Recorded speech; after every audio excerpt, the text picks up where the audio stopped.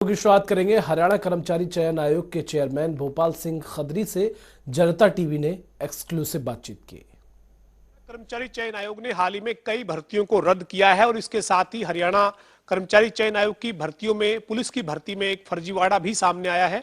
इसके अलावा हरियाणा का युवा हरियाणा कर्मचारी चयन आयोग से तमाम जानकारी चाहता है और इसी के चलते मैं इस वक्त हरियाणा कर्मचारी चयन आयोग के चेयरमैन भोपाल सिंह खदरी के साथ हूं और तमाम जो युवाओं के सवाल हैं या हरियाणा में जो भर्ती प्रोसेस है उसमें क्या अपडेट है, इन तमाम मुद्दों पर बातचीत करेंगे।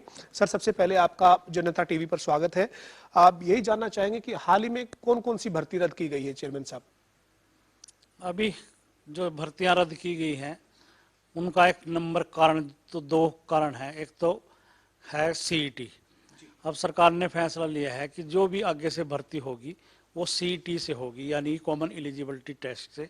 जो लोग सीईटी क्वालिफाई करेंगे वही अगली परीक्षाएं दे चुकेंगे। दूसरा कारण ये था, सोशो इकोनॉमिक का क्राइटेरिया सरकार ने चेंज किया है। जो सोशो इकोनॉमिक के नंबर थे वो 10 थे और सरकार को और कैंडिडेट्स को भी ये लगा कहीं ना कहीं कि ज़्यादा नंबर हैं, खुद आयोग को भी लगा कि ज़्यादा नंबर हैं, तो वो सरकार ने 5 कर दिए हैं। और जो विवाहित महिलाएं हैं, हमारी बहन बेटियां हैं, उनको अभी तक पैतृक पक्ष देखते थे, उनका पेरेंटल माँ बाप का पक्ष देखते थे भाई का। अब उनका ससुराल पक्ष देखेंगे कि उनके ससुराल पक्ष में कोई नौकरी में है या नहीं। तो सारी भर्तियां जो अभी तक विज्ञापित हो चुकी थी और जिनकी परीक्षाएं नहीं हुई थी वो हमने सरकार को वापस भेज दी और वो नए ही क्राइटेरिया से होंगे। चेयरमैन साहब, ये जो भर्तियां आपने वापस भेजी, इसमें ये पटवारी, पंचायत सेक्रेटरी या फिर कैनाल पटवारी, ये यही भर्तियां थी? हाँ, इसमें काफी भर्तियां थी जो 9343 थी, जिसमें पटवारी, कैनाल पटवारी, ग्राम सचिव, law officer, HVPN, pharmacist, steno की थी, Hindi translator, division revenue accountant, female supervisor, election कानूगो, इलेक्शन नायब tehsildar, sub inspector cooperative, assistant sub inspector cooperative, इस तरह की जो थी ये 9000 से अधिक जो पोस्टें थी, जिनका HSSC ने शेड्यूल बना लिया था। फरवरी तक वो सारी परीक्षाएं कराने जा रहे थे। अब ये नए जो क्राइटेरिया आया, इसकी वजह से वो वापस कर दी हैं और वो अभी बाद में होंगे। चेयरमैन साहब, एक और सवाल जो है वो युवाओं के जहन में है कि जो आपने सोशल इकोनॉमिक क्राइटेरिया में जो बदलाव किया है सरकार ने, उसकी जो अधिसूचना जारी हुई है, उसमें आपने ये भर्तियां तो आपने बताया कि 9343 के करीब पदों पर जो एग्जाम नहीं हुआ था वो आपने वापस ले ली, उनको नए सिरे से जो है वो एडवर्टाइजमेंट किया जाएगा। लेकिन जो भर्ती प्रोसेस में है, यानी अभी जो प्रक्रिया चल रही है, उसमें सोशल इकोनॉमिक क्राइटेरिया क्या पुराना लागू रहेगा या नए क्राइटेरिया के तहत उनको फायदा मिलना है अभ्यर्थियों को? जब से हमारा आयोग गठित हुआ, हमारा 24 मार्च 21 से, तो हमने 117 कैटेगरी के एग्जाम ले लिए हैं और उनमें से 86 कैटेगरी ऐसी हैं जिनकी हमने डॉक्यूमेंट वेरिफिकेशन भी कर लिया है। पुलिस की हमारी मेल कांस्टेबल की भर्ती चल रही है, PMT चल रही है और डॉक्यूमेंट वेरिफिकेशन भी चल रहा है। जितने भी हमने आज तक एग्जाम ले लिए हैं या डॉक्यूमेंट वेरिफिकेशन कर ली है, उन पे पहले वाला क्राइटेरिया लागू होगा, ना कि अब। क्योंकि जो हम एडवर्टाइजमेंट में क्राइटेरिया लिख देते हैं, एक बार डिस्प्ले हो जाता है, उसको किसी भी अवस्था में हम चेंज नहीं कर सकते। अगर हम चेंज करें तो हाई कोर्ट में चैलेंज हो जाता है, जैसे आपने अभी PTI और ड्राइंग टीचर का हाल देखा है। ये सिर्फ क्राइटेरिया चेंज करने की वजह से भर्ती क्वैश हुई थी। तो इस तरह से जो एक बार एडवर्टाइजमेंट में लिखा गया क्राइटेरिया, उसको आप चेंज नहीं कर सकते। जो अभी सोशल इकोनॉमिक वाला जो सरकार ने फैसला किया है, अमेंडमेंट किया है इसमें, लेकिन अभी इससे जुड़े हुए मामले हाई कोर्ट में भी चल रहे हैं कि जो सिलेक्शन लिस्ट में मेरिट में जो थे रिटर्न में, वो सोशल इकोनॉमिक में नहीं होने के कारण, उनको उस नंबरों का फायदा नहीं होने के कारण वो पिछड़ गए।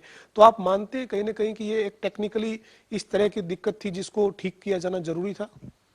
हाँ, ये था कि अगर रिटर्न में वो मेरिटोरियस है बच्चा, उसके पास कोई एक्स्ट्रा मार्क्स नहीं है सोशो इकोनॉमिक के, और पुलिस में तो ये 10 की बजाय 20 थे, हायर क्वालिफिकेशन के भी 10 नंबर थे और सोशो इकोनॉमिक के भी नंबर थे, काफ़ी बड़ा गैप था।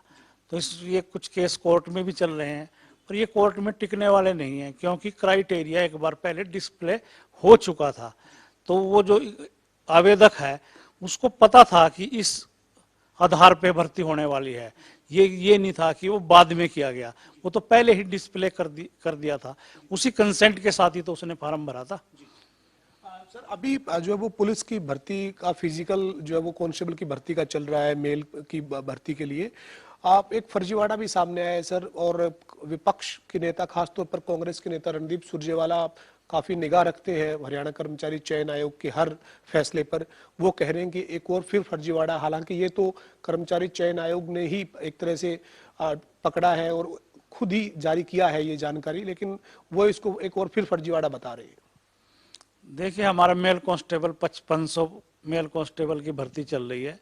पहले पीएसटी हुआ, दौड़ हुई उसकी, अब पीएमटी हो रहा है, मेजरमेंट हो रही है, जिसको शारीरिक मापतोल कहते हैं। हमने बहुत से बच्चे जो हैं ऐसे फर्जी पकड़े हैं जिन्होंने परीक्षा किसी और ने दी थी, तो हमने उनको बायोमेट्रिक से, सीसीटीवी कैमरा और वीडियोग्राफी के माध्यम से पकड़ा है। तो ये तो हमने एक पहल की है कि हमने फर्जी लोगों को पकड़ा है। अगर हम आंख मूंद के उनको इग्नोर करते और ऐसे लोगों को भर्ती होने देते तो समाज में इसका क्या मैसेज जाता।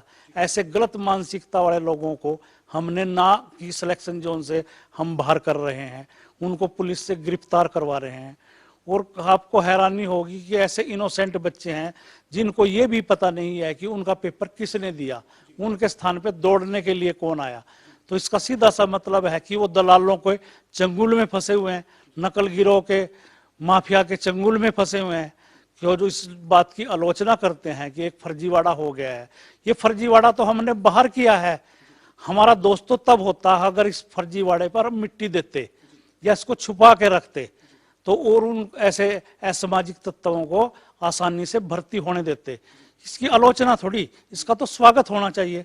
पूरे हरियाणा के जो योग्य कैंडिडेट हैं और समाज के जो जागरूक लोग हैं, सोशल मीडिया पे, अखबारों में, उन्होंने इसका स्वागत किया है, भरे पड़े हुए हैं। 100 फोन मेरे पास आए हैं कि चेयरमैन साहब आपने बहुत अच्छा काम किया है।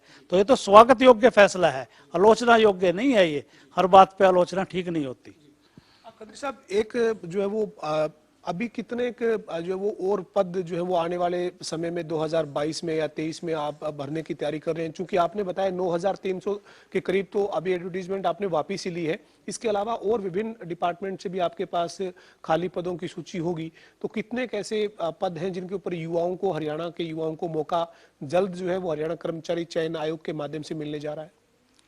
देखिए, जैसे मैंने आंकड़ा बताया कि 9343 तो ऐसे थे जिन्होंने फार्म भी भर चुके थे, वो हमने सरकार वो को वापस किए हैं। और लगभग 30,000 ऐसी पोस्टें थी जिसमें 21,000 सी क्लास की और 9,000 डी क्लास की, जो हमारे पास सरकार की तरफ से डिमांड आ चुकी थी, जिसको हम रिक्विजेशन बोलते हैं। रिक्विजेशन सरकार की आ चुकी थी, मगर हमने उसकी अभी तक एडवर्टाइजमेंट नहीं की थी। हम उसकी एडवर्टाइजमेंट की तैयारी कर रहे थे। तो इससे तो ये साबित हो गया कि लगभग 41,000 तो ऐसी पोस्टें हैं जो हमारे पास आ चुकी थी, वो हमने सरकार के फैसले के बाद वापस की है। और इस दौरान सरकार के पास नई पोस्टें भी बहुत क्रिएट हुई होंगी। तो इसका सीधा सा मतलब है कि हमारे पास जो सीईटी के बाद जो सरकार की तरफ से डिमांड आने वाली है, तो वो लगभग 50,000 से ज़्यादा पोस्टों की आने वाली है। और मुख्यमंत्री जी की और सीएस की लेवल पे एक मीटिंग हुई है, उन्होंने हेड ऑफ द डिपार्टमेंट्स को लिख भी दिया है कि जो भी पोस्टें आपके पास खाली हैं कैटेगरी वाइज, उनको तुरंत आप सीएस को भेजें, ताकि ये जो है नई एडवर्टाइजमेंट, नए क्राइटेरिया के साथ ये पोस्टें भरी जा सके। सर, दो और जो है वो चीजें युवा चाहता है कि स्पष्ट हो। जैसे आपने 9343 के करीब जो ये पद फिलहाल रद्द किए हैं, नए क्राइटेरिया सीट का और साथ ही सोशल इकोनॉमी का बना है, उसमें क्या फीस जो है उन युवाओं को दोबारा आवेदन करना होगा, तो नए सिरे से देनी होगी क्या? और साथ ही एज का एक इशू आ रहा है सर कि जो 2 साल से वेटिंग में थे युवा, फिर भर्ती कैंसिल होगी, तो उनका एज का क्या रहेगा? मतलब उनको कैसे फायदा मिलेगा, नहीं मिलेगा, या वो ओवर एज की कैटेगरी में आ जाएंगे? अभी तक तो ये निर्णय लिया है कि जिस बच्चों ने यहाँ अप्लाई किया हुआ था, जो हमने वापस की है, और वो आज तक उन्होंने वन टाइम पे रजिस्ट्रेशन नहीं कराया है, तो वन टाइम रजिस्ट्रेशन की फीस 500 रुपये है। और इधर उन्होंने 250 रुपये या 150 रुपये कैटेगरी वाइज भरे थे। जो उनका डिस्टेंस है वो उतने कम पैसे करके वन टाइम में रजिस्ट्रेशन करा सकते हैं। अगर कोई बच्चा अपनी फीस वापस लेना चाहता है तो फीस वापस ले सकता है। जो आपने एज की बात बताई, जो हमारे पद विज्ञापित हो चुके थे, जो अभी मैंने आंकड़ा बताया, वो उनकी एज वो मानी जाएगी जो उन्होंने पहले फार्म भरा था। इस वजह से हम किसी भी एक कैंडिडेट को ओवरेज नहीं करेंगे और उनको पूरा मौका देंगे कि वो उनका जो क्राइटेरिया है सोशो इकोनॉमिक को छोड़ के एज का जो क्राइटेरिया है वो उस पर पहले ही वाला लागू हो, ना कि अब नए वाला लागू हो। ओवरेज का उस पर कोई वो बात नहीं होगी, उसकी पहली ही एज मानी जाएगी।